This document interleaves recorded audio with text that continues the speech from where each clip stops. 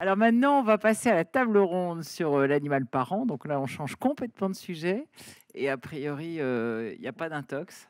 Vous pouvez être rassurés. Donc un livre collectif, publié chez Aliso Science sur, comment les animaux sont des parents. Donc on a 11 spécialistes qui ont travaillé sur la question et qui nous ont répondu. Donc nous avons la chance d'en avoir 4 ici. Dalila Beauvais qui est éthologue et qui, nous parle de l'homoparentalité parce qu'elle est très répandue dans la nature et c'est très intéressant. François Lasserre, entomologiste, donc les insectes. Quand j'en ai parlé, je pensais qu'il allait me dire: «Attends, t'es gentil, la famille chez les insectes, faut quand même pas exagérer». Bien sûr qu'il y a plein de familles, et cetera. Donc j'étais sidérée, vous allez voir qu'en effet, la notion de famille existe même chez les insectes. Cécile Gilbert-Caguano, qui est équicoach, qui travaille donc avec des chevaux sur les chevaux. Et là aussi, c'est vraiment intéressant de voir comment les chevaux, s'occupent de leurs poulains. Et puis Gérard Le Boucher, qui est anthropologue, qui est éthologue, pardon, spécialisé dans les oiseaux et qui a pris un animal emblématique dans ce livre, la poule, la fameuse mère poule. Donc on commence, bah écoutez, Gérard, allons-y. Donc ce que je vous propose, c'est que chacun, pendant 10 minutes, nous décrit un petit peu le chapitre, enfin, l'animal sur lequel il a travaillé, et puis après on pourra un petit peu se parler, et puis bien sûr, vous aurez droit à votre dialogue dans la salle. Donc Gérard, la fameuse mère poule. Voilà, alors je m'étais mis au bout pour parler en dernier, mais je crois Ah, que ça ratait bien. pas de chance. Alors j'ai choisi dans ce livre de parler d'un animal exotique qui est la poule. Et la poule, effectivement, au départ, elle est originaire de Thaïlande. Et c'est la poule de jungle, hein, c'est le coq de jungle, comme disent les Anglais. Et cette poule, elle est devenue domestique ou domestiquée il y a 1600 ans à peu près avant notre ère. Elle s'est rapprochée des villages où les gens faisaient de la culture de riz, de la culture de millet. Et grâce à ces cultures, bah, elle a pu survivre. Et puis petit à petit, elle s'est fait avoir par la domestication pour devenir ce qu'elle est aujourd'hui. Et donc, sur ce chapitre, j'ai travaillé sur des... Bon, j'ai étudié un peu, moi, la poule domestique et le comportement maternel de la poule domestique, mais c'est pas de ça dont je parle. Je parle d'articles de chercheurs qui ont étudié la poule, alors soit la poule sauvage, hein, on appelle ça parfois le coq banquiva, ou enfin le nom latin c'est le Gallus gallus padiceus, alors que notre poule à nous c'est Gallus gallus domesticus. Et donc, alors il y a des chercheurs qui ont regardé soit dans la nature, soit dans des grands parcs zoologiques, hein, comme à San Diego aux États-Unis, le comportement donc de ces animaux. Et puis, j'ai essayé de comparer avec ce qu'on voyait effectivement chez la poule domestique. Donc, globalement, on a des animaux qui vivent en groupe, hein, en groupes sociaux. Dans les groupes sociaux sauvages, pour parler vite, pour aller sur la reproduction, dans les groupes sociaux sauvages sont surtout les animaux dominants qui se reproduisent. Alors le groupe est en général sous la coupe d'un mâle dominant que certains chercheurs ont appelé un dictateur. Et donc ce dictateur, à la fois monopolise les partenaires sexuels, mais également défend aussi le groupe. Et ce dictateur, de temps en temps, il dure plus ou moins longtemps, hein, parce qu'effectivement, il y a des jeunes coqs qui peuvent tenter de le supplanter, et quand ils l'ont supplanté, c'est eux qui deviennent les nouveaux dictateurs, etc. Et non seulement il y a une hiérarchie chez les mâles, mais il y a également une hiérarchie chez les femelles. Et donc voilà un petit peu le cadre général. Et puis à l'intérieur de ce cadre général, ce qu'il faut savoir, c'est que les animaux font jamais ce qu'on attend d'eux. Et donc à l'intérieur de ce cadre général qu'on pourrait décrire, hein, que je pourrais décrire assez longuement, il y a de temps en temps des coqs et des poules qui se mettent à l'écart du groupe pour s'accoupler. Et donc ça permet d'avoir un peu plus de diversité. Quoi qu'il en soit, les poules vont être toutes seules à couver et vont être toutes seules à élever leurs enfants. Ça, c'est très rare. Enfin, c'est très rare. C'est pas majoritaire chez les oiseaux, hein. La grande majorité des oiseaux sont des couples biparentaux où il y a un mâle et une femelle qui font pas forcément la même chose, mais qui s'occupent tous les deux. Alors, il y en a un qui approvisionne, l'autre qui couve, etc. Donc, il y a de l'activité parentale de la part des deux membres des deux sexes. et ce qui permet une meilleure survie, enfin ce qui permet la survie en fait des jeunes. Les jeunes passereaux, si où il y a un des deux qui meurt, c'est très difficile d'avoir une couvée qui survit. Alors là, chez la poule, c'est un peu différent, donc la femelle va s'en occuper toute seule. Mais ceci dit, elle a de la chance dans son malheur, si j'ose dire, c'est que les jeunes poussins eh bien, sont ce qu'on appelle des nidifuges, c'est-à-dire qu'ils sont rapidement capables de quitter le nid. Ils sont rapidement autonomes, et du coup, la poule, une fois que les jeunes sont éclous, ne va pas rester longtemps à les couver, elle va rester une journée et demie sur eux pour les réchauffer. Après, elle va se déplacer avec eux, et elle va les réchauffer en cas de besoin. Et donc, elle va pouvoir elle-même se renourrir, parce que j'ai oublié de vous dire, elle couve pendant une vingtaine de jours, et pendant une vingtaine de jours, elle se nourrit quasiment pas. Il y a une sorte d'anorexie active, en fait. Même si vous rajoutez de la nourriture au pied du nid d'une poule qui couve, elle va très peu s'en servir, parce qu'effectivement, elle a une autre régulation physiologique. Donc, au bout de 20 jours, 21 jours, ça va bien, elle a envie de manger, donc c'est bien, elle se déplace, et elle se déplace avec ses poussins, en émettant un cri d'offrande alimentaire, une espèce de très aigu, qui attire les poussins vers la nourriture. Alors au début, ils comprennent pas, il y a un bruit, machin, mais ils voient la poule qui manipule des graines, qui les relâche, qui les reprend, qui les relâche, qui les reprend, en ayant des mouvements de tête du haut vers le bas. Et petit à petit, ils apprennent la signification de ce cri d'offrande alimentaire, et donc ils vont démarrer au quart de tour quand ils vont l'entendre. Et en nature, en fait, ben voilà, magnifique. Et donc ça, c'est le coq sauvage, l'ancêtre de nos coqs et de nos poules. Ça, c'est la poule sauvage. Et voilà une poule qui est en train de couver. Vous voyez le petit poussin dont la tête ressort là. Donc cri d'offrande alimentaire, mais avant quand même. Et puis oui, je voulais vous dire une autre chose, c'est que les poules, effectivement, elles sont très sous la coupe du grand chef là, du dictateur, mais les jeunes mâles de l'année, les jeunes coqs de l'année sont tolérés par le dictateur. Ils sont pourtant capables de se reproduire, mais ils n'insistent pas trop parce qu'ils savent que s'ils veulent faire de vieux os, il faut mieux pas trop insister. Et donc ces jeunes mâles, en fait, ils s'associent avec une poule dont ils ne sont pas le père des poussins. C'est une espèce de grand-oncle ou de tonton qui vient aider la poule à élever ses poussins. Alors, c'est pas sans doute complètement désintéressé parce que ça leur permet de comprendre comment les poules réagissent à leur présence, etc. Et l'année suivante, ils ont plus de chances eux-mêmes d'être papa. Voilà. Et donc, ces jeunes mâles font du cri d'offrande alimentaire lorsqu'ils voient de la nourriture. Alors pour la petite histoire, les mâles dominants font aussi des cris d'offrande alimentaire lorsqu'ils voient de la nourriture, mais c'est pour attirer les femelles et pour s'accoupler avec. Donc pour revenir à notre poule, les poules couvent. Il faudra me dire quand il faudra que j'arrête. Parfait, parfait. Les poules couvent pendant 21 jours. Enfin 20-21 jours, et au bout de 19 jours, les jeunes poussins commencent à ouvrir eux-mêmes leurs coquilles.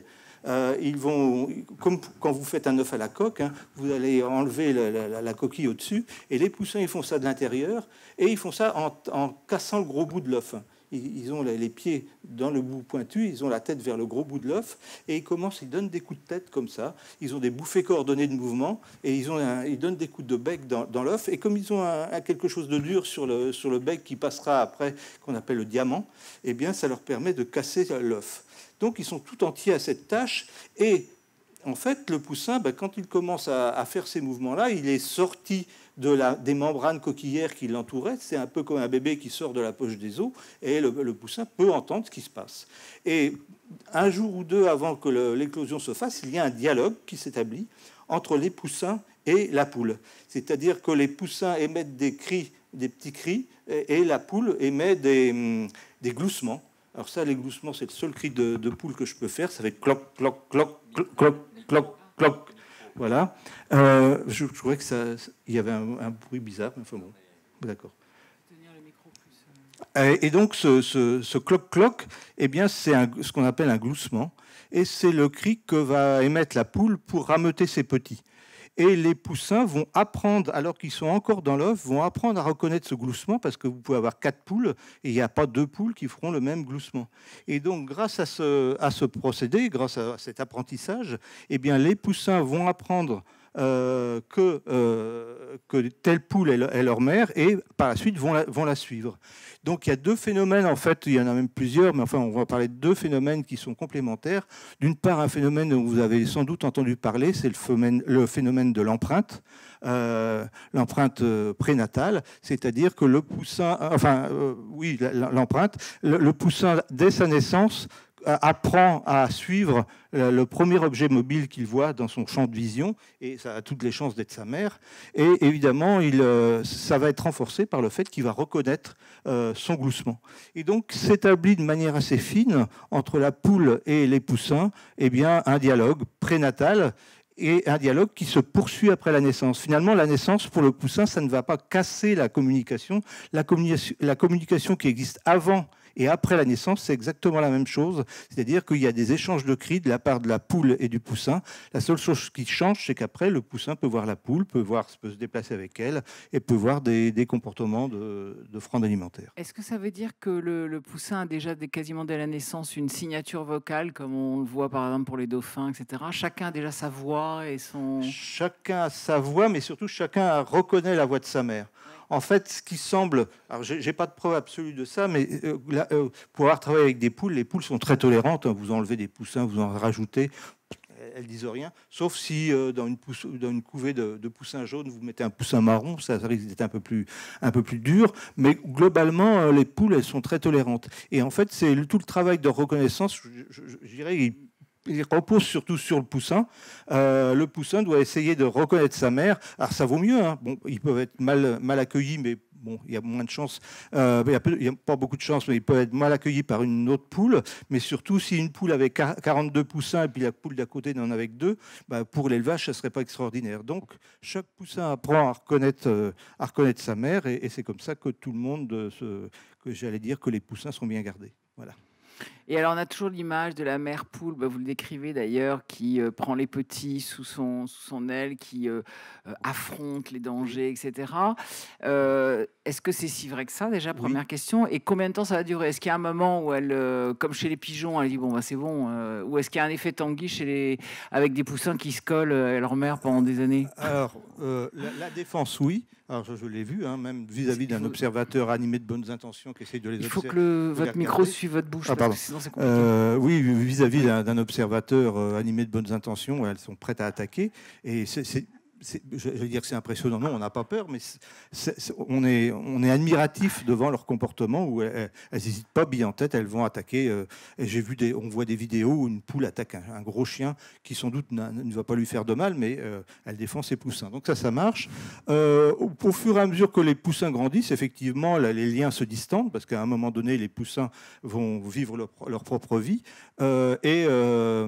Et la poule peut même leur donner des coups de bec pour dire va jouer plus loin, sauf si artificiellement vous échangez les poussins. C'est-à-dire que vous enlevez une couvée déjà âgée, 7-8 jours, et vous remettez des nouveau-nés. Et c'est en ça que la poule est extraordinaire, c'est qu'elle va se réadapter immédiatement. C'est-à-dire que la poule, au bout de 8 jours, elle se balade, elle donne de la nourriture, etc. Vous remettez des poussins nouveau-nés, elle va se poser, elle va s'arrêter et effectivement, elle va se remettre à s'occuper de ses poussins et à les réchauffer, à les couver. Voilà. Et elle répond aussi aux cris, par exemple, quand le poussin est malade, est mal à l'aise, c'est-à-dire qu'il y a un prédateur ou qu'il est perdu, etc. Elle va émettre des gloussements et pour l'orienter pour que le poussin puisse retrouver les plumes. Si le poussin a froid, il y a des cris aussi de blottissement, des petits blottissements, et là, ça permet à la poule de s'ajuster sur les poussins. On connaît un peu le nombre de vocalises, parce qu'il y a énormément de vocalises chez les poules. On en est où de ça? On connaît à peu près... Il y a encore plein de choses à découvrir, je suppose. Je pense qu'il y a plein de choses à découvrir. Du point de vue maternel, il y a 2 ou 3 cris qui sont importants. Il y a le gloussement, il y a le cri de fronde alimentaire, et puis il y a le grand tri, c'est une espèce de comme ça qu'elles font quand il y a je ne l'ai pas fait de façon à ce que vous ayez peur, mais quand elles le font de façon à faire peur aux prédateurs, et les poussins s'immobilisent complètement quand ils entendent ça. Ouais. Et puis il y a un cri d'apaisement aussi. Alors ça, je savais faire. C'est un petit roulement plus doux. Et si la poule est couveuse et que vous faites ça devant elle, elle va se calmer. Et elle fait ça aussi pour ses poussins, pour qu'ils restent sous elle. Enfin, on voit bien quand on a des poules qu'elles ont une façon de parler, c'est incroyable. Vous voulez l'entendre, ça fait comme ça. Mais en plus doux peut-être que ce que je fais. J'ai perdu la main, hein. Je travaille plus sur les poules depuis une trentaine d'années. Avant, je savais très bien communiquer avec elles. Merci. Bon, Cécile Gilbert-Cawano, alors la jument aussi, c'est une sacrée maman. Ça, un peu, ça marche ou pas? C'est un peu différent. Bah, sinon, tu prends celui de... Là, je suis à peu près sûr. Ouais, tu le mets bien près de ton... Bien près de la bouche. Voilà. Et alors, rien à voir, parce que là, pour le coup, elle élève pas complètement seule son petit. Voilà, par rapport à la poule, c'est un autre type. La poule, on est vraiment quand même dans c'est la famille monoparentale. Là, on est plutôt dans la famille nombreuse. On est dans la famille nombreuse et on est dans la famille quasi partage parental, quoi. Pas tout à fait. Il y a une relation très particulière entre chaque jument et son poulain, qui commence avant la naissance, évidemment, mais aussi dès la naissance, puisque le temps qu'elle prend à le lécher, le renifler, c'est un temps qui est vraiment important pour créer la reconnaissance. Là, il y avait le vocal dès avant la naissance, la sortie de l'œuf, mais pour les chevaux, ça va être déjà au moment de la naissance un temps d'imprégnation l'un de l'autre, avec surtout la mère donc qui lèche, qui renifle son petit. Il n'y a que la mère, les talons, le père, il va pas venir. Il va pas venir. En tout cas, dans ce qu'on a pu observer, après, on ne sait pas tout, mais dans ce qu'on a pu observer, on n'a pas remarqué, il n'y a pas d'études qui disent que le père vient lécher ou renifler de près. Il est souvent pas loin. Mais pas loin, très vigilant à l'extérieur en fait, puisque en fait il joue le rôle de sentinelle au moment où la mère va s'éloigner pour mettre bas. Le père va être encore plus sentinelle que d'habitude pour s'assurer qu'il n'y aura pas de prédateur qui va venir pendant les premières heures du poulain où il ne peut pas courir aussi vite et où la mère est fatiguée et donc vulnérable. Et en fait très vite, alors après, comme pour tous les animaux, comme tous les êtres sensibles, chacun a son caractère. Donc, il y aura des mamans qui seront plus maternelles que d'autres, des mamans qui seront plus possessives, entre guillemets, que d'autres, plus protectrices, directement protectrices que d'autres. Il y a des mamans qui empêchent les autres chevaux et même le père d'approcher le petit pendant les 2 ou 3 premiers jours. Et puis il y a des mamans qui vont laisser venir le reste du troupeau, faire connaissance dès les premières heures. Ça va dépendre, voilà, dans ce qu'on a pu observer, il y a des comportements qui peuvent être assez différents. Par contre, c'est très rare, il n'y a pas eu d'observation que la mère laissait d'autres chevaux venir renifler pendant les 2 premières heures. Elle attend que le poulain ait prouvé qu'il pouvait réagir et choisir d'être touché, vu, observé de près, reniflé par d'autres. Voilà. Elle attend qu'il puisse tenir à peu près droit sur ses grandes jambes. Vous voyez la taille des jambes par rapport à la taille du poulain. Puisque en fait, il a des jambes qui sont disproportionnées par rapport à son corps. Le reste du corps grandira plus et les jambes un peu moins. Et donc, elle attend qu'il soit stable et qu'il ait son propre mouvement avant de laisser d'autres chevaux approcher, ce qui prend entre 1 heure et 2 heures, ça dépend des poulains. Et en fait, la mère va montrer beaucoup les comportements. Alors, on parlait tout à l'heure, tu évoquais le fait ce matin de l'apprentissage de quelle plante je dois manger ou pas manger, les éléments qui pourraient être toxiques dans l'environnement et que je devrais éviter. Évidemment que toutes les études qu'on a sur les chevaux qu'on connaît le plus, c'est les chevaux domestiqués. Et les chevaux domestiqués, en fait, ils ont un environnement beaucoup moins riche, ils ont moins de choix. Et il y a beaucoup de chevaux dans les chevaux qui sont proches de l'homme, qui en fait ne savent plus distinguer ce qui est bon et pas bon.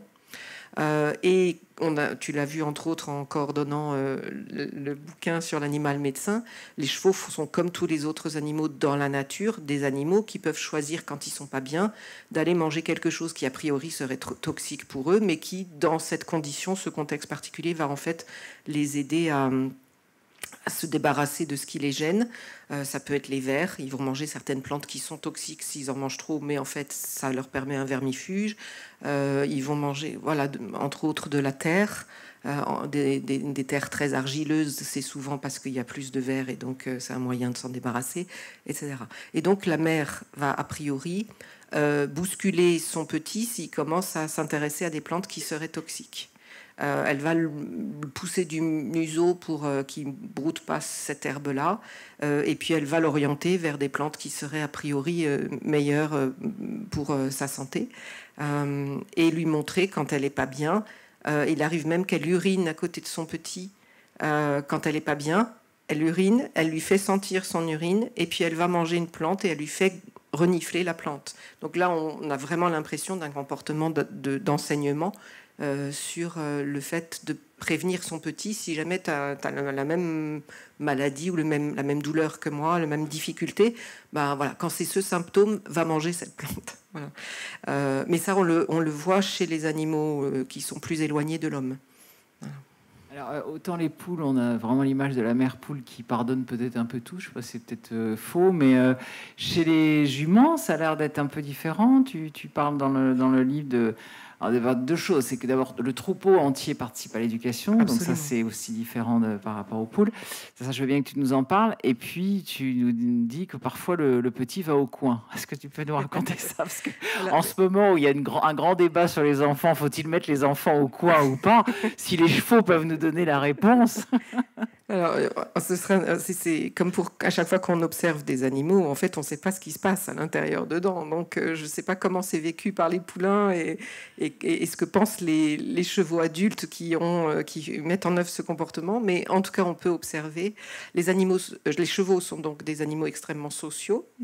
On dit des animaux grégaires. En fait, c'est à la fois une question émotionnelle et relationnelle, mais c'est aussi une question de sécurité. C'est-à-dire que la sécurité est assurée par le groupe.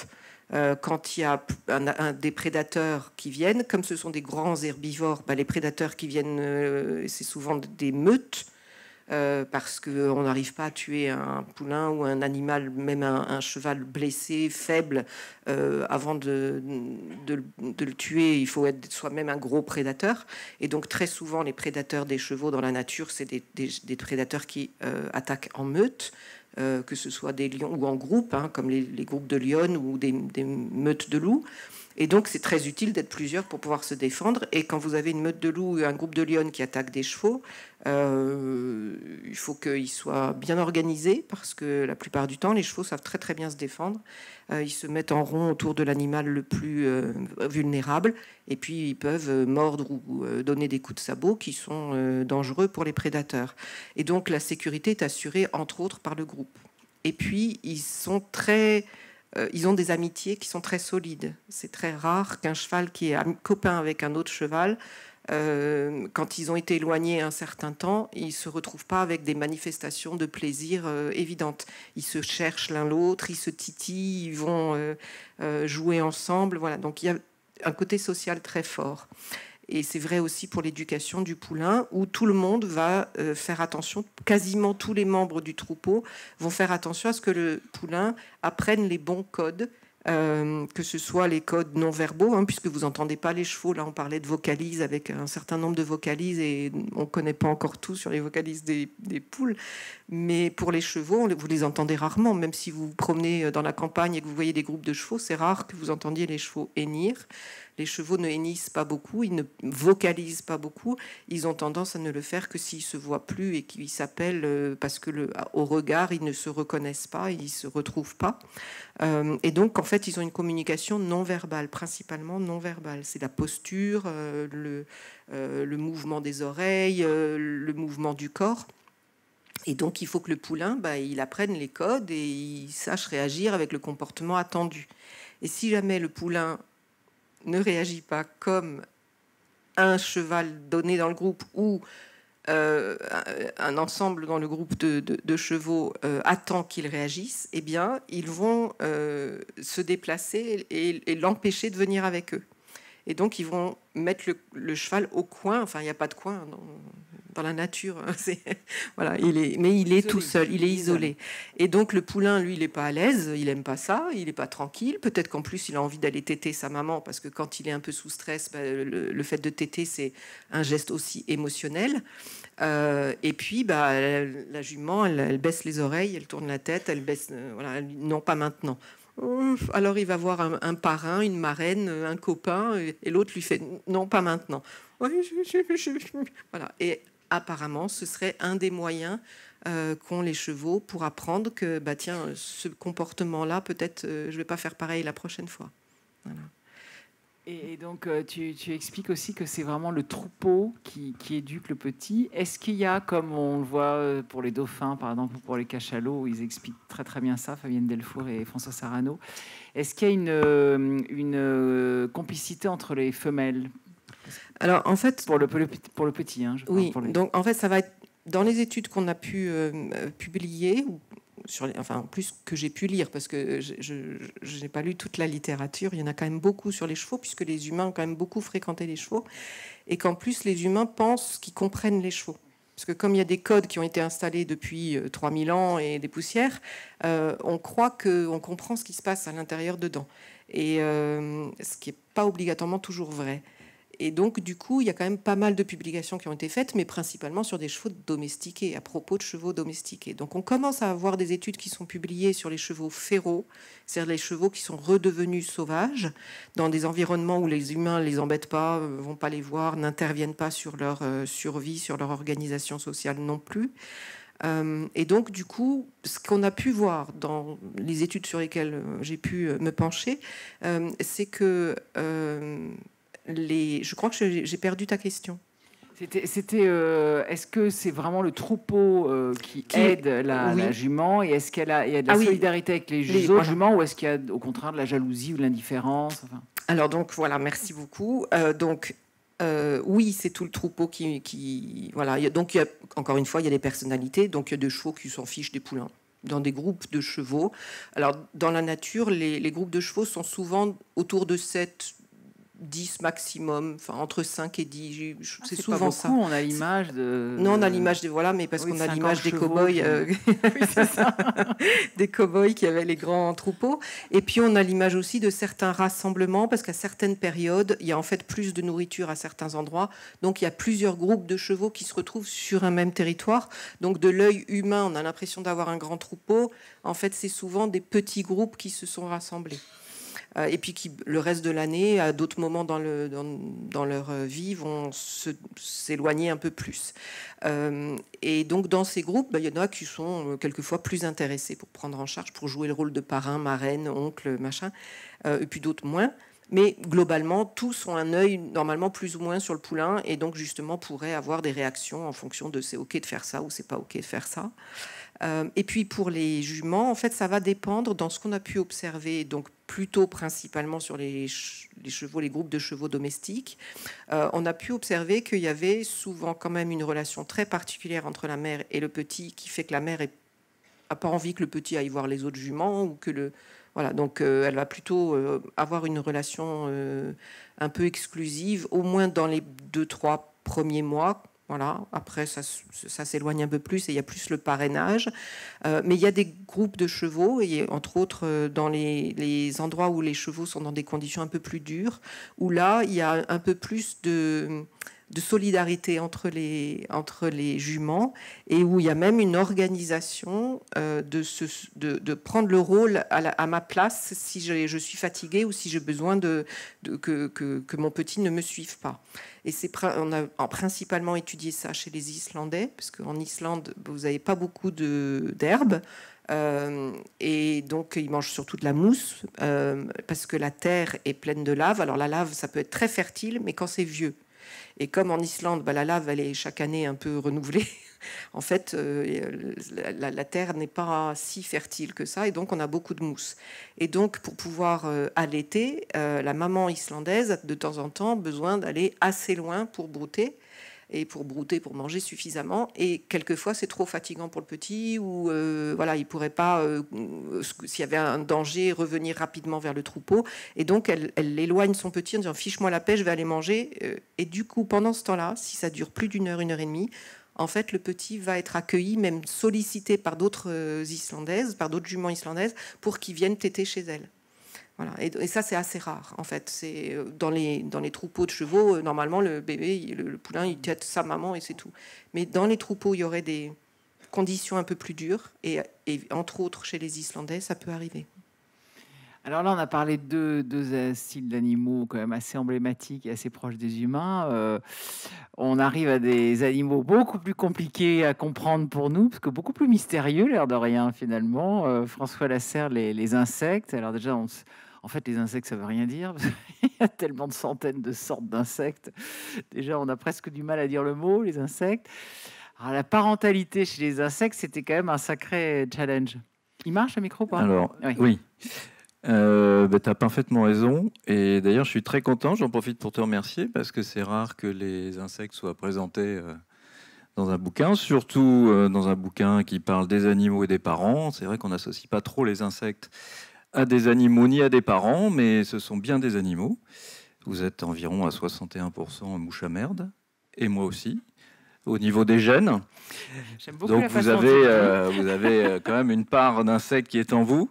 Ce sont des animaux. Et effectivement, quand Hélène m'a dit, bon, est-ce qu'il y a des trucs à dire sur la parentalité? Ben, il y a 50 000 trucs à dire.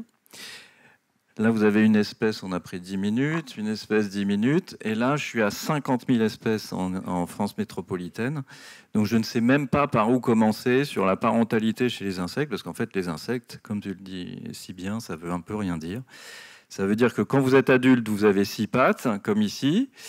Et puis la plupart des insectes, parce que quand ils sont enfants, ils n'ont pas tous 6 pattes, et la plupart des insectes, des espèces d'insectes, ont des ailes. Les perce-oreilles en ont d'ailleurs, ça c'est un perce-oreille, et vous voyez, les ailes sont pliées, ça peut voler. J'ai déjà vu un perce-oreille voler, je suis très content d'ailleurs, c'est très rare.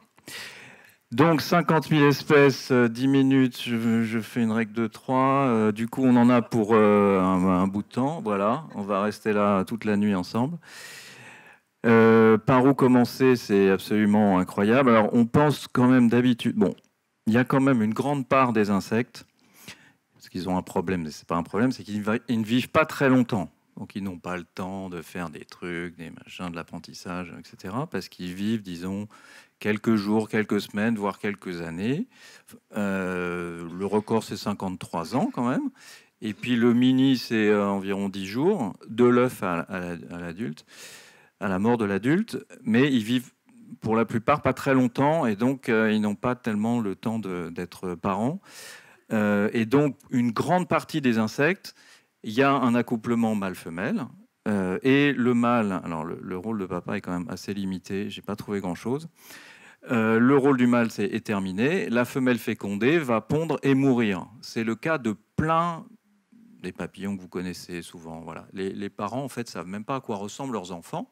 Parce que la plupart des insectes vont pondre un œuf, donc s'accouplent, pondent un œuf et meurent. Ils ont pondu l'œuf au bon endroit, sur le bon arbre pour telle chenille qui mange tel arbre, dans l'eau si c'est une larve de libellule, etc. Et le parent meurt avant même qu'il y ait eu la fin de l'incubation. Donc ça, c'est pour beaucoup d'insectes. Alors ceux-là, souvent, font plein d'œufs, parce qu'ils mettent des œufs comme ça à la merci de tous les prédateurs, des maladies, de tout ce que vous voulez, et il n'y en a pas beaucoup qui vont survivre. Donc ça peut être plusieurs milliers d'œufs, plus de 1000 œufs, c'est assez fréquent chez quelques papillons, chez des papillons plutôt nocturnes par exemple. Et là, il y a plein d'œufs et on voit bien. Mais il y a quand même dans le lot des mamans qui s'occupent de leurs œufs pas mal et qui vont en prendre beaucoup moins parce qu'elles vont s'en occuper pendant assez longtemps. Enfin, assez longtemps dans leur durée de vie d'insectes, mais elles vont prendre une part importante de leur vie pour s'occuper de leurs œufs. Je vais commencer par ceux qui sont sociaux, parce que ça, c'est un cas très particulier. On les connaît bien parce que vous connaissez l'abeille domestique, mais la plupart des abeilles sont pourtant, les autres espèces sont pourtant vivent de façon solitaire. Alors quand on dit qu'un insecte est solitaire, c'est juste qu'il y a un mâle et une femelle qui se rencontrent une fois, il y a accouplement et la femelle se débrouille. C'est ce qu'on appelle un insecte solitaire. Parce que parfois, on peut croire que quand on dit que c'est une abeille solitaire, que c'est une abeille qui s'est, vous voyez, quand on dit, moi, la colonie, j'en peux plus. Il m'énerve trop. D'aller écrire un livre toute seule. Je pars, voilà, je vais tranquille en Bretagne. Non. Quand on dit une abeille solitaire, c'est en fait une espèce d'abeille qui vit de façon solitaire, qui ne vit pas en société. Et d'ailleurs, la société chez les insectes, c'est assez rare. Il y a très peu d'insectes qui vivent en société. Nous, c'est ceux dont on parlait beaucoup. Je vous prends le cas alors, les abeilles, mais je ne vais pas parler de l'abeille domestique, c'est encore un cas particulier. Et la maman ne s'occupe pas beaucoup des enfants quand même, c'est surtout les sœurs. Chez les abeilles, il y a 1000 espèces d'abeilles différentes en France, donc France métropolitaine. Je ne parle pas du tout des territoires outre-mer, etc., parce que là, les chiffres explosent. Donc, juste en France métropolitaine, il y a 1000 sortes d'abeilles, et il n'y en a qu'une qui vit en grande société, qui fabrique du miel. Une petite dizaine qui font des micro-sociétés, mais ça, c'est pas du tout des ruches avec du miel. Et donc, l'immense majorité des abeilles, il y a quand même quelques bourdons, il y a une quarantaine d'espèces de bourdons qui font partie du groupe des abeilles et qui vivent en société. Et sinon, l'immense majorité des abeilles sont des insectes solitaires. Et c'est pareil chez les guêpes, et je vais vous prendre ce cas-là. Les guêpes, il y a plus de 8000 sortes de guêpes en France. Si vous êtes des gens normaux, vous en connaissez 2. Sur les 8000, c'est-à-dire les 2 qui se ressemblent d'ailleurs comme 2 gouttes d'eau, qui sont rayés jaune et noir et qui viennent vous embêter à table. Si vous n'êtes pas intéressé par les insectes, les 8000 autres espèces, vous ne savez même pas à quoi elles ressemblent. Alors parfois, elles font des petits trucs en terre autour des maisons, on peut voir leur passage. Et chez ces 8000 espèces d'abeilles, il n'y en a que 20 qui sont sociales, qui vivent comme celles que vous connaissez, qui sont jaunes et noires. Donc il y a celles qui sont jaunes et noires, et dans les espèces de guêpes sociales, il y a les frelons aussi, puisque les frelons sont des guêpes, les grandes guêpes. Donc le frelon à pattes jaunes ou asiatique, le frelon d'Europe, et les guêpes qui viennent vous embêter à table. C'est assez particulier, c'est qu'il y a un accouplement, les mâles n'existent quasiment pas, ils arrivent qu'en été, ils s'accouplent avec les princesses, qui une fois fécondées deviennent des reines. Tout le reste de la colonie meurt, sauf ces reines, qui sont des princesses fécondées, qui vont passer seules l'hiver dans un coin, qui vont hiverner sous n'importe quoi, une écorce, au sol, etc. Et au printemps, elles sortent seules, et c'est elles qui commencent la colonie. Et donc là, elles vont vraiment être une mère pour les futures, en tout cas les premières guêpes qui vont arriver dans l'année. Donc une reine guêpe, donc c'est comme ça pour toutes les guêpes, les frelons, tout le monde meurt à l'automne, sauf les femelles fécondées. Elles hivernent toutes seules, elles sortent et elles choisissent l'endroit où installer leur colonie. Quand c'est trouvé, elles vont fabriquer des alvéoles en papier. Vous voyez le papier gris là, des nids de guêpes, c'est du papier, c'est du bois mélangé avec leur salive, ça fait du papier mâché. Elles vont commencer à fabriquer des alvéoles. Elles font aussi des alvéoles comme les abeilles. C'est des cousines éloignées, elles sont assez proches des abeilles. Elles vont pondre leurs œufs. Et elles vont continuer à construire la colonie. Et quand les premières larves vont sortir des œufs, c'est elles qui vont les nourrir. Et les guêpes, pour nourrir les enfants, utilisent des proies ou des cadavres. Et parfois, le cadavre se trouve dans votre assiette. Vous mangez des cadavres d'animaux. Et je dis vous, parce que c'est vrai que... Et puis d'ailleurs, heureusement que je suis végétalien, à vous entendre. Je suis bien content de ne plus manger de chevaux ou de poules. Elles vont chasser ou prendre des cadavres. Et quand je dis qu'il y a des cadavres dans votre assiette, c'est pour ça que les guêpes viennent vous prendre un petit morceau de jambon ou un petit morceau de poisson. Elles vont le mâcher, faire un petit steak haché, elles vont le rapporter au nid. Et c'est ce que fait cette mère toute seule au début, puisqu'elle est toute seule. C'est l'unique individu ailé de la colonie. Tout le reste, ce sont au début des œufs et ensuite des petites larves. Et les larves de guêpes sont des espèces de petits asticots sans ailes, sans pattes, qui sont à l'intérieur des alvéoles. Et la mère va les nourrir jusqu'à ce qu'elles s'enferment dans leurs alvéoles, se métamorphosent en adultes, en guêpes adultes que vous connaissez. La reine est un peu plus grande quand même. Et au début, elles vont continuer à être... la mère va continuer à s'en occuper un petit peu. Et puis, au bout d'un moment, quand il y aura suffisamment d'ouvrières, donc les filles de cette première mère, qu'on appelle des ouvrières, ce sont des femelles qui ne peuvent pas être fécondées, vont prendre le relais et la mère va arrêter et va rester au lit à l'abri puisque c'est la seule qui pond et du coup c'est hyper dangereux pour elle de sortir, aller chercher de la nourriture au début. C'est vraiment un moment où elle est vraiment très vulnérable, elle peut se faire manger, attaquer par plein d'autres animaux. Et donc, une fois que c'est OK, qu'il y a assez de monde pour continuer le travail de la colonie, là, la mère arrête son rôle de maman, en quelque sorte, sauf à part le fait de pondre. Et elle va ne faire que pondre, elle sera nourrie par ses filles, elle sera ventilée, hydratée, refroidie par ses filles. Elle aura terminé son job de maman, en quelque sorte. Et puis, elle mourra avant l'hiver, comme l'année d'avant ses ancêtres. Oui. Alors, le problème, c'est que si on continue à faire plein d'autres portraits, on ne va pas y arriver parce qu'il y en a tellement. Alors, j'ai ou l'abeille solitaire. Alors, voilà, moi, je pensais dans le côté. Parce que la plupart de ces mères dont tu parles chez les insectes, c'est quand même des mères courage. Elles se débrouillent toutes seules et c'est pas facile. C'est ce que tu viens d'expliquer pour la guêpe. Mais donc, la perce-oreille, elle est absolument extraordinaire. Et est-ce que tu peux nous expliquer comment elle fait et pourquoi on se pose des questions sur l'origine de la parentalité avec elle? Oui, bon, c'est ça, vrai c'est que quand même fascinant. Les perce-oreilles, c'est dingue. C'est dingue, oui. C'est-à-dire que ce que je vous ai décrit là, c'est les insectes qui sont sociaux, donc ça paraît un peu logique, ils vivent en société. Et puis quand on connaît les insectes, on est étonné que certains restent pour s'occuper de leurs petits parce qu'ils vivent vraiment pas longtemps quand ils sont adultes, en tout cas, je vous l'ai dit. Et il y a un cas très particulier, il y a d'autres cas, mais vraiment très particuliers, des perce-oreilles. Là, vous avez bien une femelle, d'ailleurs. Perce-oreille, donc vous voyez les insectes qui vous percent les oreilles. Oralement, on entend pince-oreille souvent, mais c'est jamais écrit. C'est perce-oreille, mais ils ne percent pas les oreilles, c'est une vieille légende. Et là, c'est un cas vraiment très particulier. C'est que la maman, donc, sont des insectes solitaires qui ne vivent pas en colonie. Mais la maman va rester auprès de ses œufs et de ses jeunes pendant un certain temps et s'occuper d'eux. Alors que je vous l'ai dit, la plupart des insectes pondent et meurent avant l'éclosion des petits. Si j'essaye de rien oublier, j'essaie de vous la faire courte aussi. Avant l'hiver, la femelle va trouver un petit terrier, donc accouplement. Une fois qu'elle est accouplée, donc elle a rempli sa spermathèque. Les insectes ont des spermathèques. C'est l'endroit où on stocke le sperme.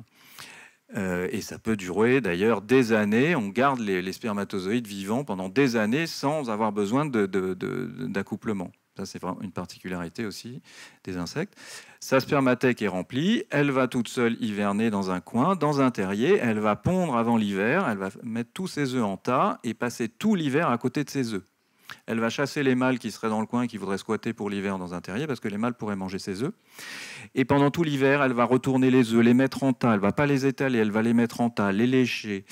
S'il y a des champignons, elle a un produit antifongique. S'il y a des bactéries, elle a un antibiotique. Avec ses antennes et d'autres capteurs, elle peut savoir si l'environnement est sain ou malsain. Et du coup, elle va accentuer le traitement des œufs.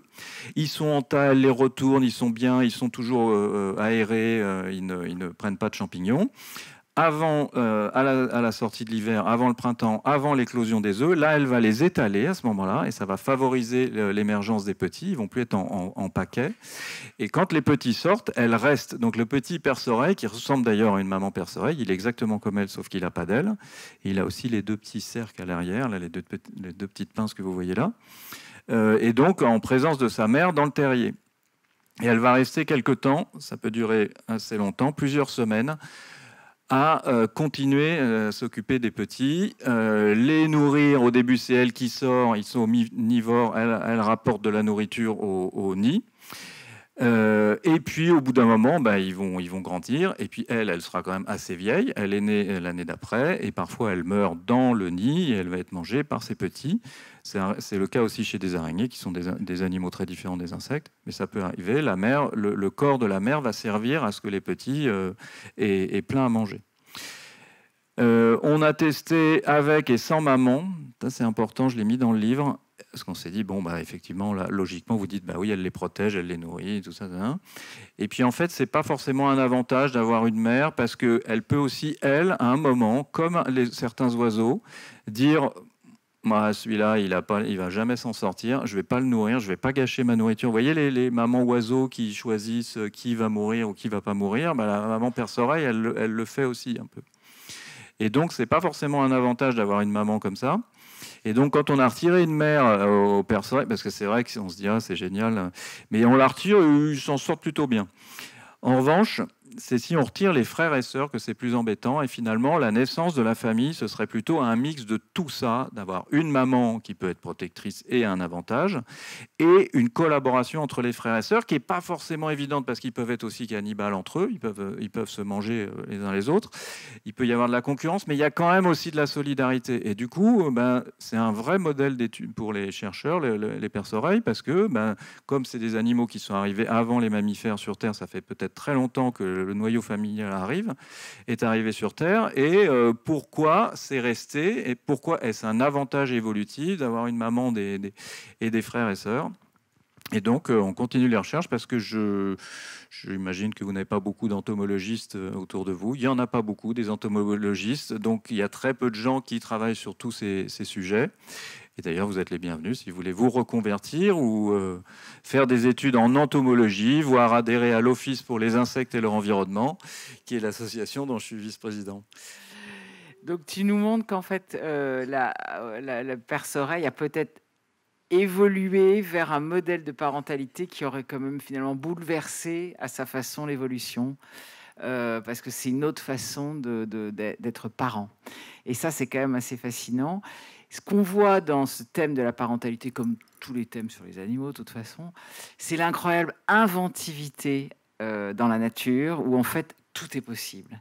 Et donc, on va arriver à un quatrième sujet qui est assez dingue et qui, là aussi, nous donne beaucoup de leçons. C'est le mot parentalité. Et nous, on en est encore à se poser des questions, à aller dans la rue, etc. Sur le problème de l'homosexualité et de l'homoparentalité. On voit que chez les animaux, alors, je dis pas que c'est vieux comme le monde, mais en tout cas, c'est manifestement une stratégie très payante qu'ils ont inventée au cours de l'évolution. Et là, Dalila, vous allez nous parler de cette homoparentalité très efficace et très répandue. Voilà, donc en effet, l'homoparentalité existe chez les animaux parce qu'on a des animaux qui peuvent à la fois élever des petits tout en ayant des comportements homosexuels. Et effectivement, l'homosexualité est répandue chez les animaux puisqu'on connaît à peu près des 1500 espèces chez lesquelles on trouve des comportements homosexuels. Plutôt bisexuel d'ailleurs, hein, en général, souvent on parle plutôt de alors, bisexuel. C'est pour ça que je parle de comportements homosexuels et pas d'individus homosexuels, parce qu'en effet, la plupart vont avoir des comportements homosexuels, mais aussi des comportements hétérosexuels. On a des homosexuels stricts, mais c'est vrai que c'est plus rare. Et donc, ça peut concerner les mammifères et les oiseaux dont je parle dans le livre, mais ça concerne aussi bien d'autres groupes, les reptiles, les poissons, les insectes et autres invertébrés sont concernés aussi. Parce qu'il y avait pas mal de photos de couples. Alors, on n'est pas capable de savoir si c'est des femelles ou des mâles, mais on vous croit. Donc, ça dépend des espèces. Voilà. Mais effectivement, si chez les oiseaux, c'est pas évident.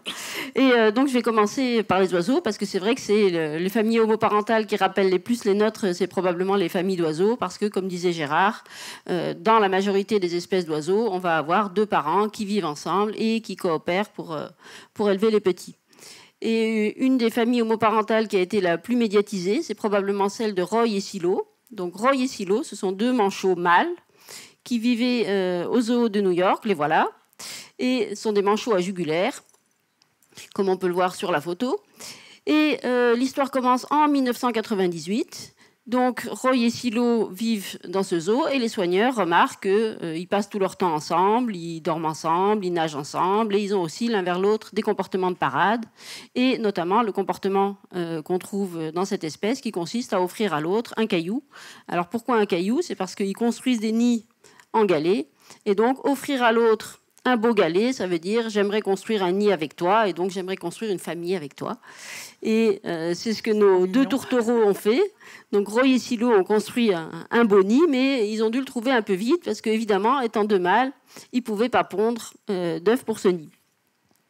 Et au bout de quelques saisons de reproduction, aller voir pondre en vain enfin pas pondre justement, mais couver des galets, les soigneurs les ont pris en pitié et leur ont offert un œuf qui avait été délaissé par un autre couple.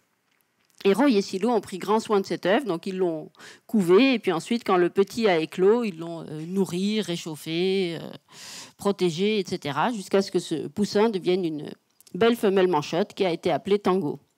Et l'histoire a fait grand bruit, puisque on était donc au début des années 2000, on n'avait pas autant l'habitude que maintenant des familles homoparentales, que ce soit chez l'humain ou chez les animaux.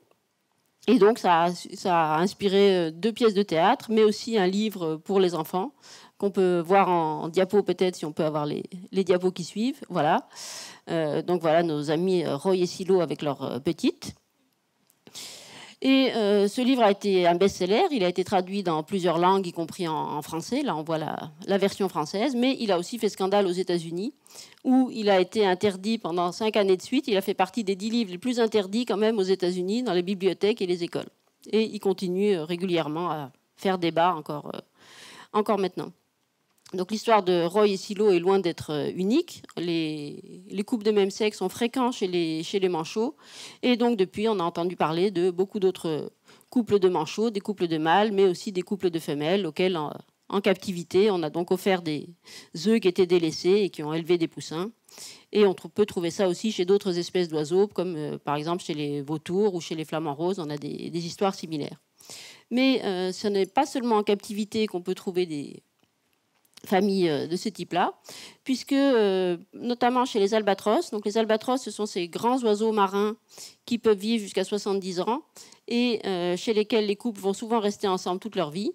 Donc chez les albatros, dans une colonie particulière qui se trouve dans l'archipel de Hawaï, une chercheuse a remarqué que 31% des couples étaient des couples de femelles. Et une partie de ces couples, en tout cas, élevaient des petits.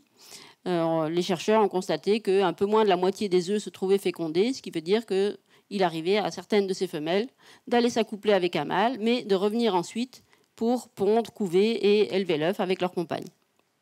Ce que les chercheurs ont remarqué aussi dans cette colonie, c'est qu'il y avait plus de femelles que de mâles, à peu près 60% de femelles. Et ceci est probablement dû au fait que c'est une colonie récente, parce que ça ne fait pas très longtemps que l'île a été protégée.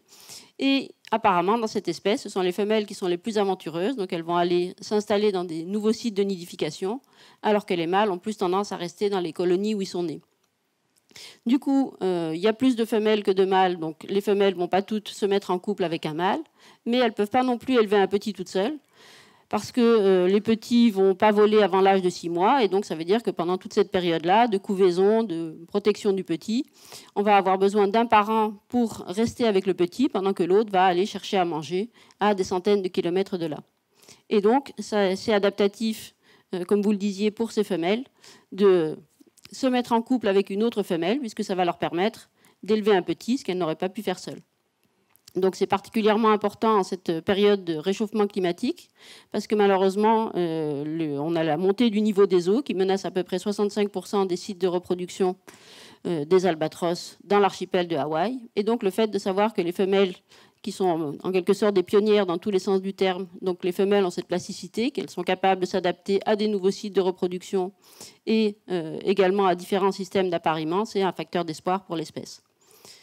Donc je vais passer maintenant aux mammifères. Alors chez les mammifères, c'est plus rare qu'on trouve des couples parentaux. Souvent c'est la mère qui s'occupe seule des petits, mais on a quand même quelques cas où les 2 parents vont s'occuper des petits. C'est le cas par exemple chez les renards. Et chez les renards, non seulement on va avoir les 2 parents, mais on a souvent aussi d'autres adultes, donc des jeunes adultes qui sont souvent les jeunes que les parents ont eu dans les années qui précèdent, mais ça peut être également des jeunes qui sont non apparentés, qui n'ont pas encore trouvé de territoire et de bonnes conditions pour se reproduire. Et donc, au sein d'une troupe de renards, il y a coopération pour élever les petits du couple dominant, qui est en général seul à se reproduire, et on a aussi des interactions de type homosexuel, des comportements de monte entre les femelles du groupe. Un peu pareil chez les lionnes, sauf que chez les lionnes, c'est uniquement les femelles qui vont s'occuper des jeunes. Les lionnes vont beaucoup coopérer pour élever les jeunes. Donc elles vont souvent, certaines femelles partent chasser. Pendant ce temps-là, on en a d'autres qui restent, qui s'occupent des lionceaux, qui vont allaiter l'ensemble des. Elles se synchronisent pour mettre bas en même temps. Et du coup, ça leur permet effectivement, n'importe laquelle des femelles peut allaiter l'ensemble des petits du groupe. Et on va aussi trouver des comportements homosexuels entre ces femelles. Et voilà, là justement, on a les singes bonobos, avec lesquels je vais terminer mon petit panorama. Donc chez les singes bonobos, ils ont une façon intéressante de prévenir les conflits. Lorsque les bonobos arrivent dans une situation où ils savent qu'il peut y avoir compétition, par exemple la troupe arrive à un endroit où il y a un gros arbre fruitier, plutôt que de se jeter sur la nourriture, ils se jettent les uns sur les autres et on va avoir un moment de frénésie sexuelle avec des couples qui vont se former, qui peuvent être un mâle avec une femelle, mais on peut aussi avoir deux mâles ensemble ou, comme sur la photo que vous avez là, deux femelles ensemble. Et donc, on va avoir 10 à 15 minutes de comportement sexuel tous azimuts, tout le monde avec tout le monde. Et après ça, eh ben, ils se séparent et ils sont calmés, ils vont pouvoir manger tranquillement, sans se disputer. Ils sont de bonne humeur, ils ont de bonnes dispositions les uns envers les autres et tout va très bien se passer. Et donc les femelles peuvent très bien avoir ce comportement-là avec leurs petits sur leur ventre ou sur leur dos. Et en fait, au sein de cette espèce, on a même plus de comportement sexuel entre deux femelles qu'entre un mâle et une femelle, puisque ça a tout ce rôle d'apaiser les conflits, etc. Par contre, on n'a pas de coopération pour s'occuper des petits, c'est plus chaque femelle qui va s'occuper de son petit. C'est pour ça qu'on les surnomme les hippies de la forêt. Voilà, les ils font hippies l'amour et pas la guerre. C'est ça. Ils ont repris le slogan « Faites l'amour, pas la guerre ». On est en train de découvrir d'ailleurs que l'homosexualité chez les animaux, elle n'est pas que due à des idées, enfin des buts pratiques. Ça peut être juste pour le plaisir. Oui, ça aussi, tout à fait. On commence à découvrir ça. Donc c'est vrai que pendant longtemps, les chercheurs ont un peu cette idée de vouloir toujours comprendre pourquoi, regarder dans une perspective darwinienne, etc. Et on trouve qu'effectivement, ça peut être adaptatif pour diverses raisons, mais on a l'exemple des femelles gorilles où les chercheurs ont essayé d'étudier les raisons habituelles. Donc, par exemple, est-ce que c'est une façon de montrer sa dominance? Est-ce que c'est une façon, comme les bonobos, d'apaiser les conflits? Est-ce que c'est une façon de créer un lien particulier? Ils n'ont rien trouvé de tout ça. Donc, ils ont été obligés de conclure que certainement, elles font ça pour le plaisir. Et donc, pour conclure, je voudrais aussi citer le mot de sexodiversité qui est apparu récemment. Donc, la sexodiversité, c'est la diversité dans les systèmes d'appariement et dans les comportements sexuels. Et c'est une part de la biodiversité qui peut donc effectivement favoriser, non seulement ça fait partie de la biodiversité, mais ça peut favoriser la biodiversité, puisqu'on a vu que ça pouvait aussi être adaptatif. Et on peut aussi remarquer que chez les animaux, on n'a jamais d'animaux qui sont rejetés en raison de leur comportement sexuel. Alors, c'est intéressant parce qu'évidemment, on parlait de l'anthropomorphisme tout à l'heure. Forcément, on ne peut pas s'empêcher, surtout sur des thèmes comme ça, de se comparer aux animaux et de se dire qu'il y a quand même beaucoup de choses communes. Est-ce qu'on m'a posé la question le jour? J'étais incapable de répondre, donc j'en profite puisque je vous ai tous les quatre. Est-ce que nous, chez les humains, il y a des gens qui ne veulent pas d'enfants? Avant, on n'avait pas le droit de le dire, mais aujourd'hui, on commence à pouvoir le dire. Donc, il y a dans les jeunes générations, il y a des gens, des femmes et des hommes qui ne veulent pas d'enfants. Est-ce que ça peut exister, ça, chez les animaux? Est-ce qu'on a déjà remarqué des femelles ou même des mâles qui n'ont pas envie? Déjà, à ma connaissance, il n'y a pas d'espèce non humaine qui soit capable de savoir que quand elle s'accouple, ça va donner naissance à un enfant plus tard. On ne pense pas qu'ils ont conscience de ça. On ne sait pas. À ma connaissance, ça me paraît improbable. Du coup, il y a évidemment des individus qui ne se reproduisent pas.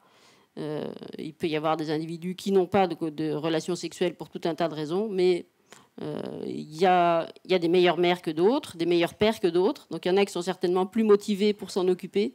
Mais à ma connaissance, il n'y a pas chez nous un choix à la base de décider d'avoir des petits. Ça marche. J'ai aucune idée non plus de savoir. Encore une fois, on n'est pas dans leur tête en fait, donc ni dans leur cœur. Donc je n'ai aucune idée de savoir si ils veulent ou non, quand ils s'accouplent, devenir parents. Ce que j'ai pu constater, alors chez les chevaux, d'autres animaux aussi, c'est qu'il y a des animaux, des enfants, des bébés, des petits délaissés. Il y a des mères qui ne veulent pas s'occuper. Et donc, tu disais, il y a des œufs qu'on a délaissés, qu'on donne aux couples homosexuels. On trouve aussi des mammifères, je ne sais pas chez les poules ou chez les insectes, j'en sais rien. Mais bon, il y a les œufs qui sont, voilà, ils se débrouillent tout seuls. Mais en tout cas, quand le petit est là, il y a des animaux qui ne veulent pas s'occuper du petit, ne veulent pas prendre le rôle de parents. Ça, on le voit, on le constate. Après, pas vouloir être parent, pas le devenir, par l'accouplement ou non, ça reste une question. Oui, ce qu'on peut rajouter, c'est que chez chez les animaux non humains, en fait, le fait d'être parent, c'est pas forcément une règle générale, ne serait-ce que prenez les loups, par exemple, s'il y a le couple dominant qui va se reproduire, et puis les autres qui sont avec le couple dominant, eux, ne vont pas se reproduire. Mais peuvent avoir accès, peuvent participer à l'élevage des jeunes, aux soins aux jeunes. Et effectivement, il y a beaucoup de groupes, peut-être plus que ce qu'on pense au départ, où il y a des aides. Les aides sont souvent des individus apparentés, donc qui vont s'occuper des jeunes. Alors peut-être que là, il faut regarder dans le détail, peut-être qu'il y en a qui le font de bon cœur et d'autres qui le font moins souvent, etc. Mais effectivement, il ne faut pas s'imaginer que le devenir obligatoire des animaux, c'est d'être parent. En fait, il y a une bonne partie, je pense, qui ne deviennent jamais parents, enfin, où ils deviennent parents par alliance, si je puis dire, et ils s'occupent des enfants des autres. Je me souviens d'avoir lu une étude sur un groupe de chevaux férots où on avait observé qu'il y avait 2 juments. C'est un groupe relativement important, je crois qu'ils étaient 9. Simplement, je ne retrouve plus la référence, mais bon. Où on avait observé qu'il y avait 2 juments qui s'étaient toujours débrouillés pour jamais s'accoupler, jamais, parce qu'en fait, comme chez beaucoup d'animaux, c'est la femme qui choisit. Hein, voilà. Donc à part chez les chevaux, chez les humains, elles sont violées en fait, 90% du temps. La jument, elle n'a pas le choix. On lui amène les talons et on la tient. Enfin voilà. Donc c'est du viol. Mais dans la nature, en fait, la jument elle ne sera pleine que si elle a accepté que les talons s'occupent d'elle. Et on a vu donc apparemment un groupe dans lequel 2 juments se sont débrouillés pour ne jamais devenir mère. Toujours de refuser les talons et dans l'une des 2 jamais s'occuper des poulains. Donc là on pourrait faire une interprétation selon laquelle elle voulait pas être mère et elle s'est arrangée pour pas l'être, et même pas aide, même pas marraine des petits du troupeau. Je pense que l'histoire de vie est importante aussi. En tout cas, on voit ça chez les singes. En captivité, on a des singes qui n'ont pas pu avoir de soins maternels, donc des singes qui ont été élevés à la main. Bon, souvent, ça remonte à quelques générations. Maintenant, on n'a plus le droit de capturer des singes dans la nature, mais avant, ça se faisait. On capturait des bébés, donc ils étaient élevés au biberon, mais privés de soins maternels. Et on s'aperçoit souvent que lorsqu'elles deviennent adultes, ces femelles qui n'ont pas eu de soins maternels vont s'accoupler et avoir des petits, mais très souvent, elles vont être incapables ou ne pas avoir la volonté de s'en occuper. Oui, c'est intéressant parce qu'on dit toujours quand même que l'obsession de l'animal, c'est de se reproduire, la reproduction de l'espèce. On nous répète ça en permanence. C'est vrai quand on voit ce livre et quand on voit la diversité des motivations, etc., on se demande si finalement l'animal va devenir parent par instinct, comme on nous l'a toujours dit, par devoir, par amour. On peut franchement se poser la question. Un peu comme pour nous, d'ailleurs. Et quand vous dites qu'il y a François Sarano, il parle des cachalots, et il cite Germine, qui est une cachalot qu'il connaît bien, qui n'a jamais eu de petit, et qui est la baby-sitteuse qui a élevé et nourri des générations entières, donc qui manifestement a l'esprit très maternel, alors qu'elle n'en a jamais eu. Donc, ce qui est assez étonnant. Est-ce qu'il y a des modèles pour chacun que vous voudriez donner, ou un peu le parent le plus extraordinaire dont vous avez entendu parler, ou le parent le plus pourri?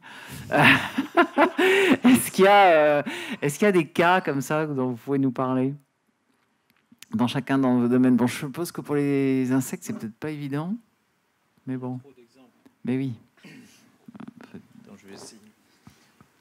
Non, mais allez-y, je réfléchis parce qu'il y aurait tellement à dire. Non, je parle justement chacun, si vous avez un exemple que vous avez lu ou vu. J'ai un exemple d'un étalon qui a... la maman est morte en donnant naissance à la dernière. Elle était pleine et au moment de mettre bas, la pouliche qui devait arriver en fait perçait l'utérus. Donc les 2 sont mortes.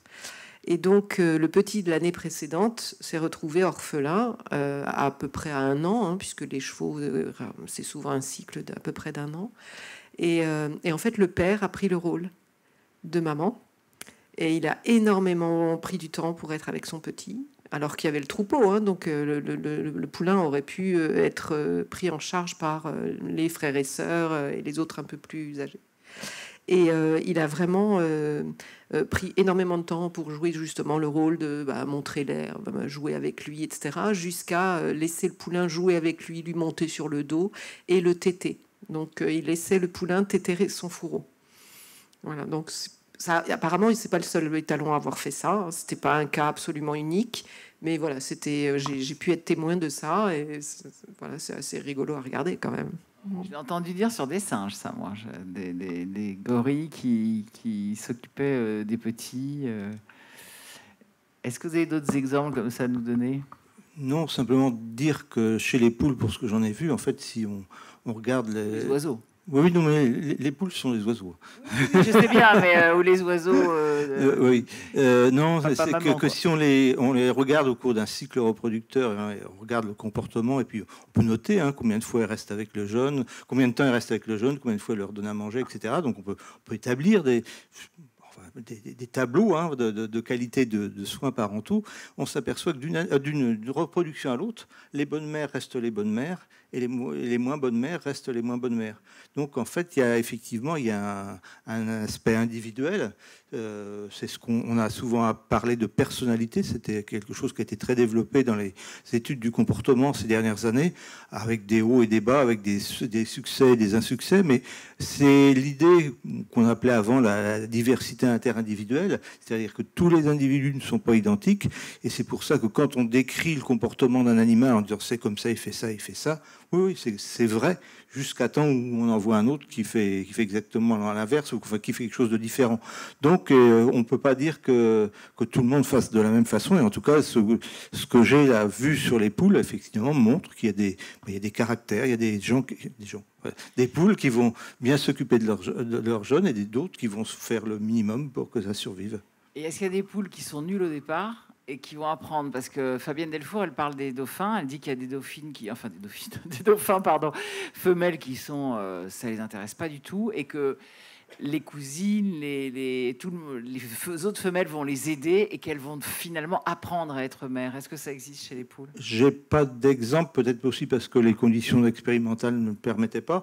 Mais alors l'histoire de l'apprentissage, de la parentalité, il a été montré chez. Alors je reviens sur d'autres animaux que j'ai étudiés, les rats. On montre effectivement qu'au fur et à mesure qu'ils ont déporté, elles s'améliorent, les femelles s'améliorent dans la qualité des soins qu'elles vont prodiguer aux jeunes. Et c'est ce qu'on espérait voir en fait chez les poules, que avec le temps ça allait être mieux, quoi. Et en fait on n'a pas observé ça du tout. On n'a peut-être pas regardé avec les bonnes jumelles, c'est-à-dire regarder avec le bon grossissement, avec les bons outils. On peut toujours passer à côté de choses qui existent parce qu'on n'a pas su les regarder.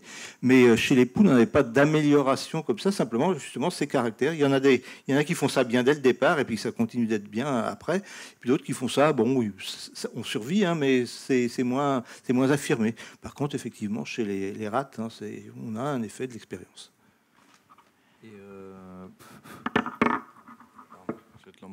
Oui, et ça, cette individualité, on commence à la découvrir seulement chez les insectes, et c'est pareil. Donc une maman guêpe qui va être maman pendant plusieurs semaines, elle va changer son comportement, et qui sera pas le même que la guêpe de la même espèce du nid d'à côté. Mais on en est encore loin, mais on se rend compte que, bien sûr, oui, donc les insectes apprennent des trucs et donc s'améliorent ou pas en fonction des individus. Et si ça se trouve, un jour, on découvrira que tu as des guêpes solitaires qui veulent pas être mères et elles se débrouillent pour pas rencontrer de mâles et youpla boum, je vis en célibataire et la vie est belle. Le jour où on pourra suivre chaque femelle abeille, ce sera formidable et c'est ce qu'on découvrira peut-être. Ouais. Qu'elles évitent les garçons. Ouais. Oui. Donc elles vont pas en boîte de nuit. Comme l'heure tourne, je vais laisser la salle poser des questions pour que vous ayez le temps quand même. Avec est-ce qu'il y aura un micro? Parfait, génial. Alors, je vois jamais les. Levez bien les bras.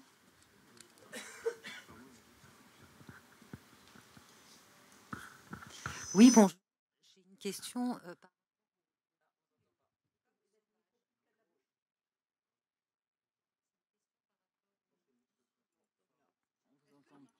Pas.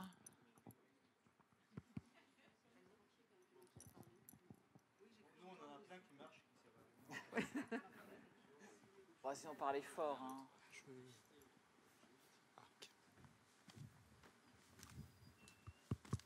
ça marche. C'est une question par rapport aux poules et aux coqs sauvages. Hein. Je voulais savoir, vous nous avez expliqué qu'elles pouvaient être très agressives pour défendre leurs petits, mais... Oui, mais comment font les poules, les coqs sauvages pour nidifier en jungle tropicale? Alors, ils ne vivent pas forcément dans des milieux très boisés, en fait. Ils vivent dans des semi-clairières, on dirait ça. Et ils font comme peuvent faire des poules. Si vous laissez des poules même des poules, des poules, quoi, des poules domestiques, vous les relâchez dans la nature, dans un parc, si vous avez la chance d'avoir un parc ou dans un jardin, elles vont essayer de trouver des trous. Elles vont creuser des trous, éventuellement, sous des branches. Et il y a un bruit de l'arsène. Et donc, oui, et le but, c'est essayer de se faire voir le moins possible, hein, parce qu'il ne faut pas oublier que qu'elles soient sauvages ou qu'elles soient domestiques, elles vont y passer 20 jours. Et donc, pour y passer 20 jours, il faut mieux ne pas être exposé à la vue des prédateurs. Alors là, dans les expériences sur les observations, c'est pas des expériences, sur les poules, hein, dans les zoos ou dans la nature, alors, je lui dis que certains jeunes coqs peuvent servir de princes consorts, si vous voulez, qui sont là autour de la poule, et puis ils vont s'occuper des poussins. Ils peuvent être aussi à côté du nid et être plus ou moins en défense de la couvée. Mais donc en général, l'idée c'est, alors les poules ne construisent pas de nid, hein, font pas de nid comme les moineaux, comme les pies par exemple, mais creusent des nids dans lesquels vont mettre des feuilles, des brindilles, des choses comme ça pour être installés à peu près correctement. Tant qu'à y rester 20 jours, autant être à peu près confortable. Mais ce qui semble le point principal, c'est d'être caché le plus possible de la vue des prédateurs, en fait. Et qu'elle sort avec. Quand elle sort avec ses petits, elle est exposée à tous les prédateurs de la. Oui, mais là, elle va rejoindre le groupe. Elle va assez rapidement rejoindre le groupe. Je parle des animaux sauvages. Hein. Elle va rejoindre le groupe. Et je voyais encore, en cherchant des photos là pour aujourd'hui, je voyais un groupe de poules et de coqs. En fait, il y a le coq dominant, il y a des coqs subalternes qui sont avec eux, qui sont des jeunes coqs qui sont tolérés. Et puis, il y avait une poule qui était suivie de sa dizaine de poussins, ou précédée d'ailleurs.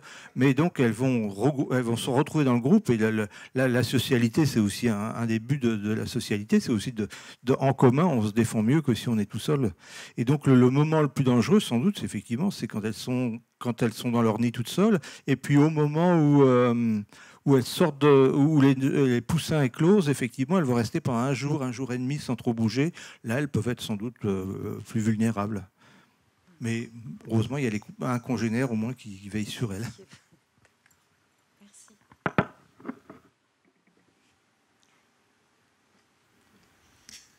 Est-ce que ça marche ? Alors, pardon d'avance pour une question vraiment basique, mais je voudrais savoir comment on sait qu'un œuf est fécondé ou pas. Quand on a un œuf dans sa boîte à œufs. L'angoisse de l'ouvrir et de trouver un poussin, oui, c'est ça? Mais c'est vrai que c'est très bête, mais j'aimerais bien savoir.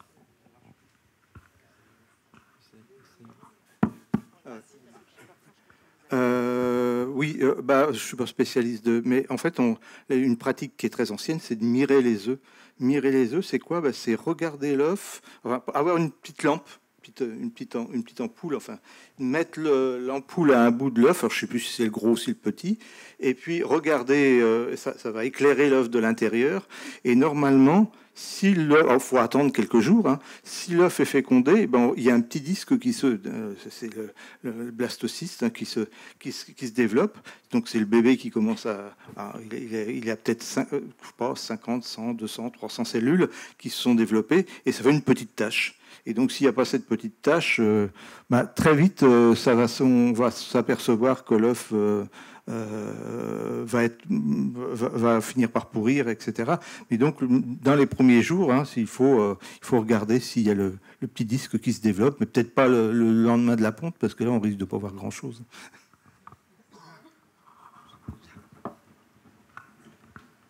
C'était pas pour les œufs de frelons, non, c'était pour les œufs de poule. Ok. Non, les frelons, c'est la nuisance absolue. Moi, j'ai élevé des abeilles, je hais les frelons asiatiques. Bon. J'avais une question pour la dame qui disait que dans sa colonie d'albatros, c'est ça, sur Hawaï, il y avait 30% des couples qui étaient constitués de 2 femelles. Moi, j'ai remarqué, alors moi, je mets du tournesol aux oiseaux l'hiver quand ça gèle, et donc je récupère tous les piafs du coin qui viennent me voir parce qu'ils sont très intéressés, et je récupère des perruches à collier. Les perruches à collier, ce sont les mâles qui portent le collier, donc on les différencie très bien des femelles. Et il y a un truc qui m'étonne,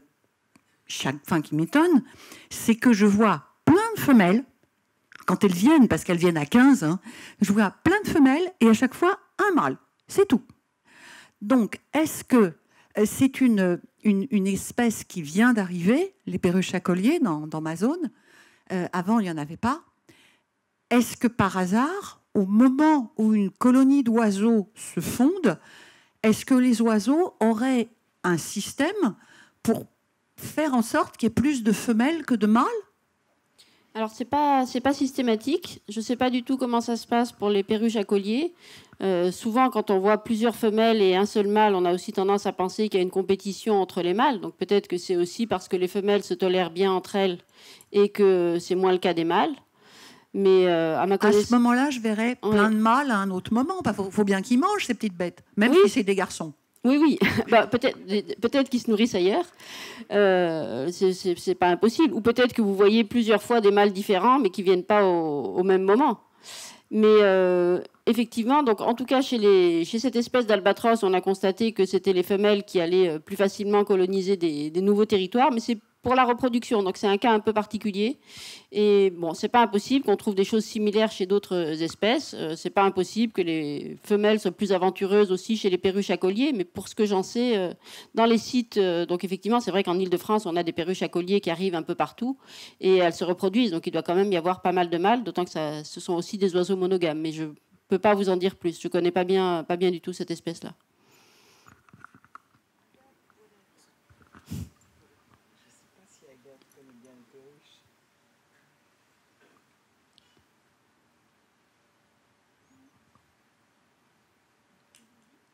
Pas d'autres questions? Il n'y a pas d'autres questions? Une petite dernière.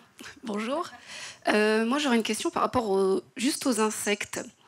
Bon, il y a eu l'exemple du perce-oreille qui bichonne ses œufs, mais est-ce qu'il y a quand même une espèce d'insecte qui aurait un cycle d'éducation? Parce que bon, naître, et finalement, s'il n'y a pas un cadre sur l'éducation. Les éduquer un peu, là. Si c'est pas utile, si c'est pas vraiment utile d'éduquer, c'est pas obligé, c'est pas forcément retenu, surtout sur une courte vie. Donc ce serait votre question, c'est est-ce qu'il y a une éducation du jeune, tu fais pas ci, fais pas ça. Est-ce qu'elle met au coin ses petits quand ils sont méchants? Comment? Est-ce qu'elle met au coin ses petits quand ils sont méchants comme les chevaux? Est-ce que maman perce-oreille met son petit au coin du terrier? Mais on ne sait jamais, oui. Sur l'apprentissage d'être, de son être en fait. Parce que tous les autres espèces animales, il y a toujours une éducation.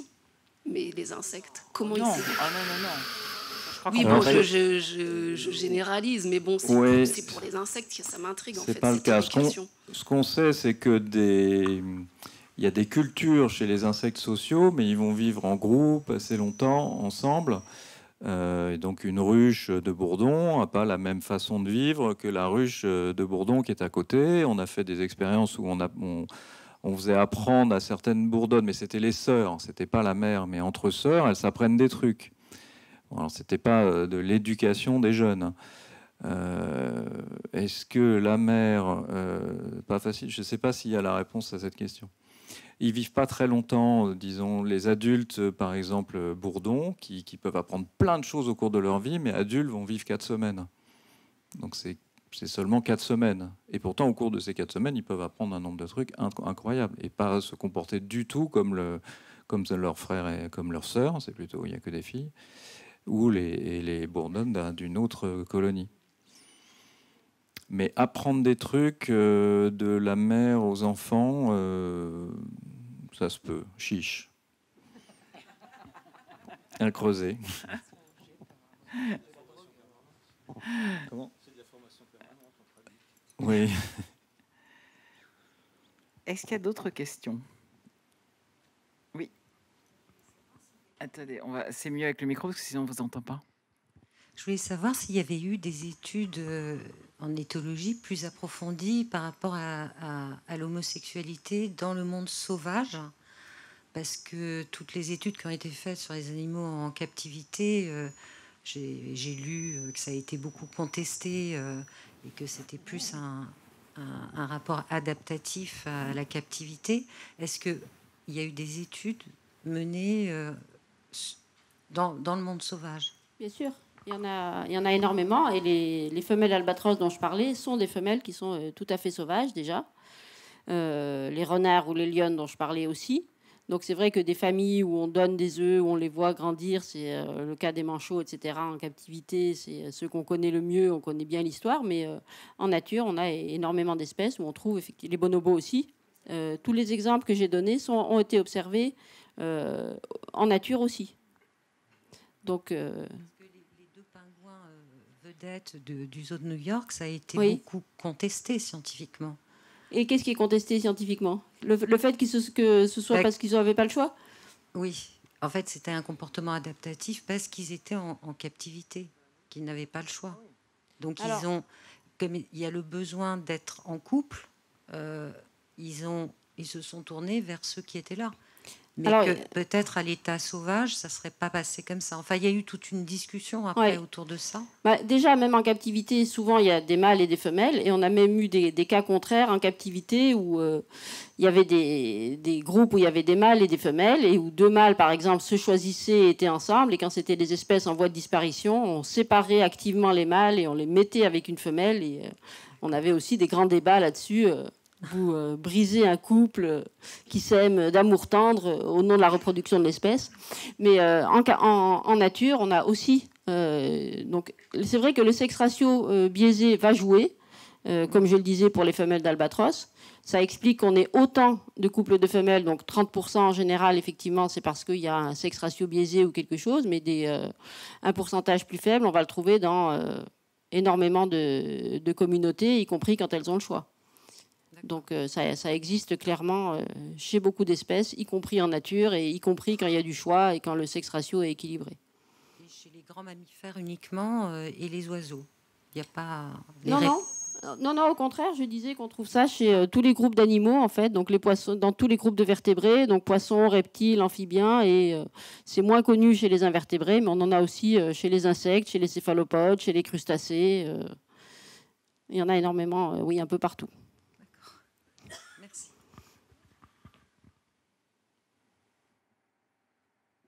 Est-ce qu'il y a une ou deux petites questions pour finir? Parce qu'après, on va arrêter. Non? Bon, écoutez, maintenant, on va passer à la dédicace du livre. Je vous remercie vraiment énormément parce que c'était passionnant.